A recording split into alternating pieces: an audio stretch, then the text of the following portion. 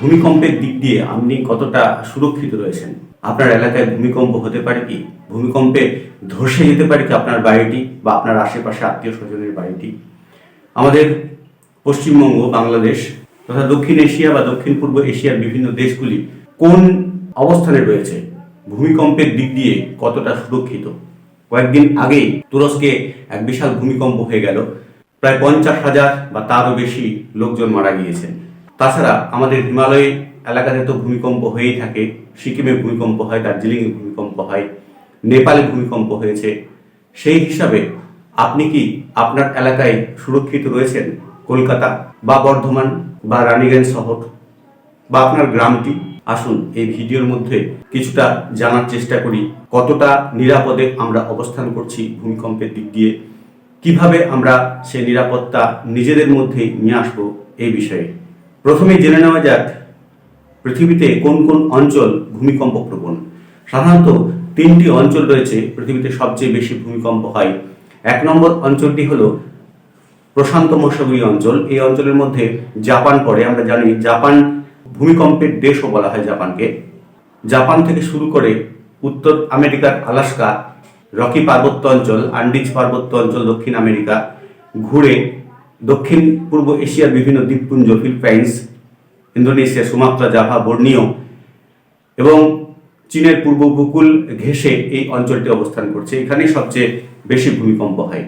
2 নম্বর এলাকাটি হচ্ছে আটলান্টিক মহাসাগরের তলদেশ এলাকা বা আশেপাশে যে সমস্ত জায়গাগুলি রয়েছে সেখানে। তৃতীয় যে অঞ্চলটি অবস্থান করছে সেটা হচ্ছে ভূমধ্যসাগরীয় এলাকা। সেখান থেকে শুরু করে আর্মেনীয় গ্রন্থি, পামির গ্রন্থি থেকে হিমালয় পার্বত্য অঞ্চল এবং পামির গ্রন্থি ও আর্মেনীয় গ্রন্থি থেকে যে সমস্ত পর্বতমালাগুলো বেরিয়েছে সেই অঞ্চলটি আমাদের ভারতবর্ষের তৃতীয় অঞ্চলের মধ্যেই পড়ে। এই যে 3টি ভূমিকম্প প্রবণ এলাকা বলা হলো, প্রকৃতপক্ষে সর্বাধুনিক কোন কারণটি রয়েছে এই ভূমিকম্প হওয়ার জন্য? অর্থাৎ এই 3টি এলাকায় ভূমিকম্প যে হয় কোন কোন কারণে সংঘটিত হয়ে থাকে আমরা আলোচনা করব। সর্বাধুনিক মত অনুযায়ী বলা যেতে পারে যে পৃথিবীর উপরিভাগ অসংখ্য ছোট ছোট অংশ দ্বারা গঠিত। পৃথিবীর উপরিভাগের যে অংশ সেই অংশটাকে শিলামণ্ডল বলা হয়, লিথোস্ফিয়ার বলা হয় ইংরেজিতে। এই লিথোস্ফিয়ার অসংখ্য খণ্ড খণ্ড অংশ নিয়ে গঠিত। এই খণ্ড খণ্ড অংশগুলিকে প্লেট নামে আখ্যায়িত করা হয়, বাংলায় বলা হয় পাত। একটি ফুটবলের যে বাইরের অংশ বিভিন্ন খণ্ডিত অংশ দিয়ে তৈরি হয়, সমগ্র ফুটবলটি, ধরা যাক পৃথিবীটা ঠিক ফুটবলের মতোই, যদিও ফুটবলের যে ওপরের অংশগুলি রয়েছে সেগুলির আকার এবং আয়তন বা ক্ষেত্রফল একই ধরনের, কিন্তু প্লেটগুলি, পৃথিবীর যে প্লেটগুলি রয়েছে বা পাতগুলি রয়েছে সেগুলি কিন্তু একই ধরনের নয় বা একই ক্ষেত্রফলযুক্ত নয়, বিভিন্ন ক্ষেত্রফলে বিভক্ত। এই পাতগুলি মহাদেশীয় এবং মহাসাগরীয় এই 2 অংশে বিভক্ত। মহাদেশীয় প্লেটগুলির মধ্যে উত্তর আমেরিকান প্লেট, দক্ষিণ আমেরিকান প্লেট, ইউরেশিয়ান প্লেট, ভারতীয় প্লেট, আফ্রিকান প্লেট, ইউরোপীয় প্লেট ইত্যাদি ইত্যাদি নাম করা যেতে পারে। অন্যদিকে মহাসাগরীয় প্লেটগুলির মধ্যে প্রশান্ত মহাসাগরীয় প্লেট, আটলান্টিক মহাসাগরীয় প্লেট, আটলান্টিক মহাসাগরীয় অবশ্য 2টি প্লেট রয়েছে। যাই হোক, এই বিষয়ে এই ভিডিওর মধ্যে বিস্তারিত আলোচনা করতে গেলে ভিডিও বিশাল বড় হয়ে যাবে, আমরা সে বিষয়ে যাচ্ছি না। শুধু এইটুকু জেনে রাখুন, শিলামণ্ডল বা লিথোস্ফিয়ার এই মহাদেশীয় এবং মহাসাগরীয় বিভিন্ন প্লেট নিয়ে তৈরি হয়েছে এবং এই প্লেটগুলি শিলামণ্ডলের নিচে, লিথোস্ফিয়ারের নিচে যে গুরুমণ্ডল রয়েছে, গুরুমণ্ডল অত্যন্ত উষ্ণ একটি অঞ্চল। অত্যধিক উষ্ণতার জন্যে গুরুমণ্ডলে যে উপাদানগুলি রয়েছে সেগুলি মূলত ধাতব উপাদান। এই ধাতব উপাদানগুলি তরল অবস্থায় রয়েছে। এই তরল গুরুমণ্ডলের উপরে প্লেটগুলি ভাসছে, অর্থাৎ ভাসমান। নিচে যদি তরল পদার্থ থাকে এবং সেগুলি উত্তপ্ত হয়, অর্থাৎ গরম অবস্থায় যদি থাকে, স্বাভাবিকভাবেই এর উপরে প্লেটগুলি ভাসতে ভাসতে একটু না একটু নড়াচড়া করবেই। এই নড়াচড়ার বেগ যখন বৃদ্ধি পেয়ে যায় তখনই কিন্তু ভূমিকম্প হওয়ার সম্ভাবনা থাকে বা ভূমিকম্প হয়। যেখানে ভূমিকম্প তৈরি হলো তার আশেপাশে তরঙ্গের আকারে ভূমিকম্পের শক্তি চারিদিকে ছড়িয়ে পড়ে। একটা পুকুরে যদি ঢিল ছড়া হয় তাহলে যে ঢেউগুলি ওঠে, বৃত্তাকারে যে ঢেউগুলি কিনারার দিকে যায়, ঠিক সেভাবেই ভূমিকম্পের তরঙ্গ পৃথিবী পৃষ্ঠের বাইরে বাইরে বৃত্তাকারে ছড়িয়ে পড়তে থাকে। ধরুন পুকুরে একটি ছোট্ট ঢিল ছড়া হলো, ঢেউগুলি কেমন হবে? ছোট ছোট ঢেউ হবে। যতই কিনারার দিকে যাবে ঢেউগুলির শক্তি বা উচ্চতা কমতে থাকবে। এবারে এই ঢিলের আয়তন এবং তার ভর যদি বৃদ্ধি পায়, স্বাভাবিকভাবে সেই ঢেউগুলির উচ্চতা এবং কিনারায় যে ঢেউগুলি যাবে ছোট ঢেউগুলির তুলনায় এর উচ্চতা বেশি হবে। ঠিক সেরকম ভাবে যখন প্লেটগুলি একে অপরের দিকে এগিয়ে যায় অথবা একে অপরের থেকে দূরে সরে পড়ে, বিশেষত এগিয়ে যাওয়ার জন্যই হয়, একটা প্লেট আরেকটা প্লেটের উপরে উঠে যায় অথবা ধাক্কা মারে, এবং এই বেগের পরিমাণ, প্লেটগুলির বেগের পরিমাণ যতই বৃদ্ধি পাবে ভূমিকম্পের শক্তি ততই বৃদ্ধি পাবে, এবং যে জায়গায় প্লেটটি প্রথম নড়াচড়া করবে সেই জায়গার ভূমিকম্পের প্রবণতা অত্যধিক বেশি হবে, যাকে আমরা কেন্দ্র বলছি। তুরস্কে ভূমিকম্প হলো কেন? তুরস্কে ভূমিকম্প হওয়ার কারণ হচ্ছে আরবিয়ান প্লেট এবং ইউরেশিয়ান প্লেট, এই প্লেট দুটির সংযোগস্থলে তুরস্ক অবস্থিত, এবং এই প্লেট দুটির সংযোগস্থলে প্রায় 100 মাইল দূর পর্যন্ত একটি ফল্ট বা চ্যুতি তৈরি হয়েছে, যে চ্যুতিটি পূর্ব অ্যানাতোলিয়া থেকে পশ্চিম অ্যানাতোলিয়া পর্যন্ত বিস্তৃত।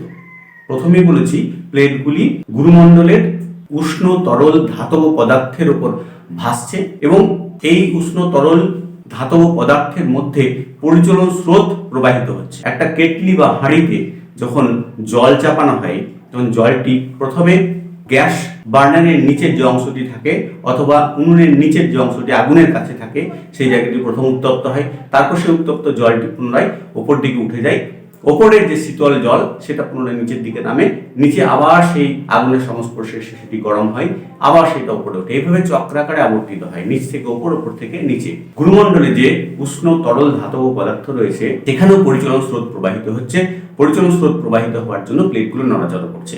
যেমন হাঁড়ির বা কেটলির ঢাকনাটি যখন জলটা ফুটতে থাকে তখন নড়াচড়া করে, ঠিক সেভাবে কয়েক সেকেন্ডের মধ্যে 20 থেকে 25 সেকেন্ডের মধ্যে যখন 2 মিটার 3 মিটার পর্যন্ত চলাচল করে তখন কিন্তু প্রচন্ড শক্তি নির্গত হবে এবং ভূমিকম্প সৃষ্টি হবে। তুরস্কের ভূমিকম্পের কারণ ছিল এটাই, আরবিয়ান প্লেট এবং ইউরেশিয়ান প্লেটের পরস্পরের দিকে অগ্রসর হওয়া এবং সেখান থেকে শক্তি নির্গত হওয়া, প্রায় 50,000-এর উপর লোক মারা যাওয়া। হিমালয় পার্বত্য অঞ্চলও কিন্তু সেই একই ধরনের একটি চ্যুতি বা ফল্ট লাইনের উপর অবস্থান করছে।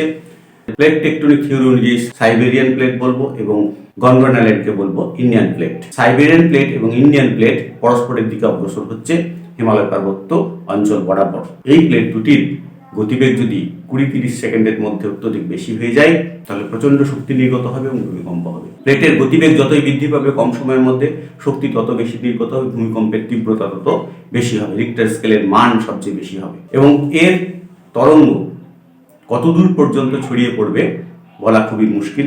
পশ্চিমবঙ্গ সহ বাংলাদেশ, ভারতবর্ষ তথা দক্ষিণ এশিয়া এবং দক্ষিণ পূর্বের সমস্ত অঞ্চলগুলি হিমালয় পার্বত্য অঞ্চলের ভূমিকম্পের প্রভাবে প্রভাবিত হতে পারে এবং বিশাল ধ্বংসাত্মক এক বিপর্যয় সৃষ্টি হতে পারে। এ বিষয়ে প্রত্যেকেই সচেতন হওয়া দরকার, সাবধানতা অবলম্বন করা দরকার। একটি ছোট্ট উদাহরণ দিই, 2004 সালের 26শে ডিসেম্বর সুমাত্রা জাভা বর্ণীয় ভারত মহাসাগর এবং প্রশান্ত মহাসাগরের সংযোগস্থলে বিশাল ভূমিকম্প হয় এবং ভূমিকম্পের ফলে সুনামির সৃষ্টি হয়। যেহেতু সমুদ্রের নিচে ভূমিকম্প সৃষ্টি হয় তাই সরাসরি লম্বভাবে এর শক্তি সমুদ্রের জলের উপর পড়ে, বিশাল ঢেউ ওঠে এবং ঢেউগুলি এই এলাকা সহ চারিদিকে ছড়িয়ে পড়ে। ভারতবর্ষ পর্যন্ত এই সুনামির প্রভাব পড়েছিল, প্রায় 2 লক্ষ মানুষের মৃত্যু ঘটে।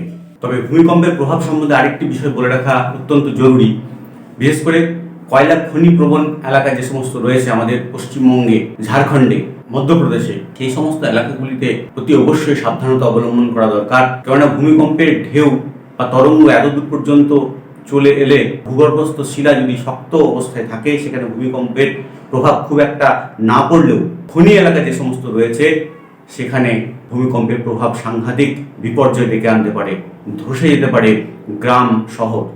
এই কদিন আগেই একটা খবর বেরিয়েছিল, রানীগঞ্জ শহর কি যোশীমঠের মতো পরিণতি হতে পারে।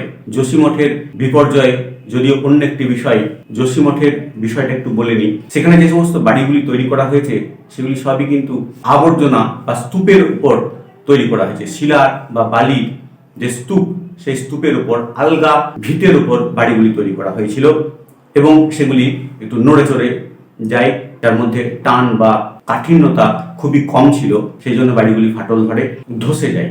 আর এখানে যে সমস্ত এলাকাগুলি কয়লা খনি প্রবণ অঞ্চলের মধ্যে রয়েছে, মাটির নিচে বা ভূগর্ভের নিচে এক বিশাল ফাঁকা জায়গার উপর অবস্থান করছে, এই এলাকাগুলিতে অন্য কোনো জায়গায় ভূমিকম্প হলে তার প্রভাব ভয়ঙ্কর হতে পারে।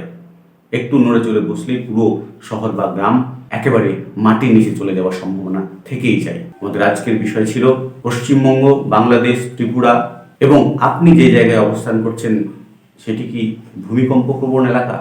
সেখানে কি ভূমিকম্প ঘটতে পারে? ভূমিকম্প ঘটলে আপনার বাড়ির অথবা আত্মীয় স্বজনদের অবস্থা কি সাংঘাতিক ভয়ঙ্কর পরিণতি হতে পারে সে সম্বন্ধে আলোকপাত করা।